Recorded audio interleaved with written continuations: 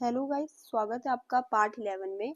इसमें हमने जून 2023 का पेपर लिया है। उसमें 19 मार्क्स में इन्होंने पहला क्वेश्चन पूछा है कि क्या इम्पोर्टेंट है आपका, क्या महत्वता है आपकी नेशनल इनकम की हमारी अर्थव्यवस्था के लिए, और क्या मेथड्स हम यूज़ करते हैं उसको मेज़र करने के लिए।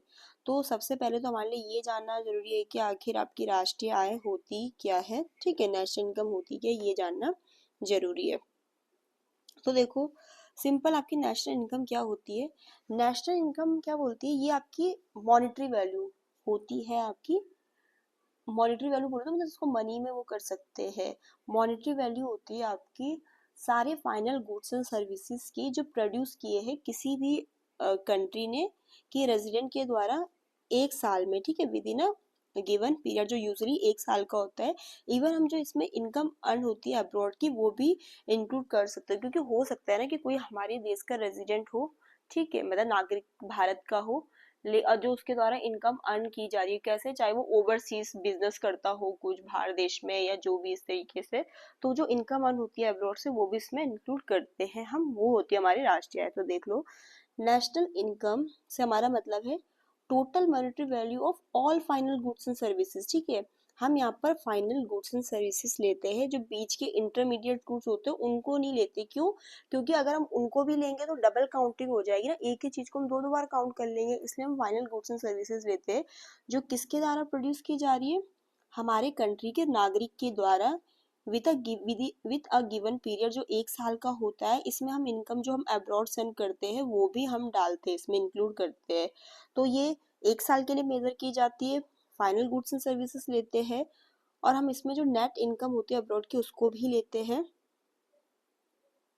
ठीक है, तो ये होगी आपकी नेशनल इनकम की डेफिनेशन। अब ये हमसे पूछ रहा है कि आपकी नेशनल इनकम की इम्पोर्टेंस क्या है। ठीक है, तो मैंने आपको, जो आपका सब्जेक्ट है MEEC 503, उसमें हमारे पास नेशनल इनकम का ही पूरा यूनिट है, सेकंड चैप्टर है। तो उसमें मैंने आपको डिटेल में करा रखा है ये चैप्टर, तो आप वहाँ देख सकते हैं उसकी इम्पोर्टेंस वगैरह। बट फिर भी हम यहाँ थोड़ा सा डिस्कस कर लेते हैं। तो देखो, आपकी नेशनल इनकम की क्या इम्पोर्टेंस होती है, कि एक तो ये हमें हेल्प करता है हमारी इकोनॉमिक परफॉर्मेंस को मेजर करने के लिए, क्योंकि ये इस चीज़ का इंडिकेटर है ना हमारी इकोनॉमिक ग्रोथ का, परफॉर्मेंस का। अगर आपकी नेशनल इनकम जितनी ज़्यादा होगी तो उतनी ज़्यादा आपकी परफॉर्मेंस अच्छी होगी। ये लोगों के स्टैंडर्ड ऑफ लिविंग को भी हम इससे जान सकते हैं। देखो, हम पर कैपिटा इनकम निकालते हैं ना, कैसे निकालते हैं, जो आपकी पर कैपिटा इनकम होती है, तो हम अपनी पर कैपिटा इनकम इस तरीके से तो निकालते हैं कि टोटल इनकम कितनी आई और पॉपुलेशन से डिवाइड कर दी जो, तो पर कैपिटा इनकम आ गई। तो जितनी अच्छी होगी वो उतना अच्छा लोगों का स्टैंडर्ड ऑफ लिविंग होगा।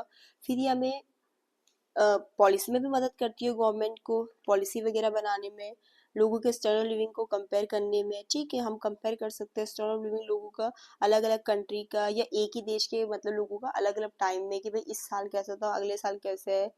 फिर हमें ये भी जानने को पता चलता है कि नेशनल इनकम आपकी डिस्ट्रीब्यूट कैसे हो रही है।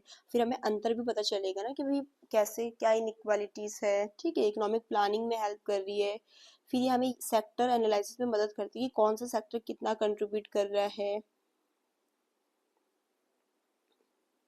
इसमें हम इंटरनेशनल कंपैरिजन भी कर सकते हैं अपनी इकोनॉमिक परफॉर्मेंस को दूसरे देशों के साथ, कैसे, हम बहुत सारे इंडिकेटर के हेल्प से, GDP GNP के हेल्प से। ठीक है, तो ये मैंने वैसे आपके साथ डिस्कस कर रखा है।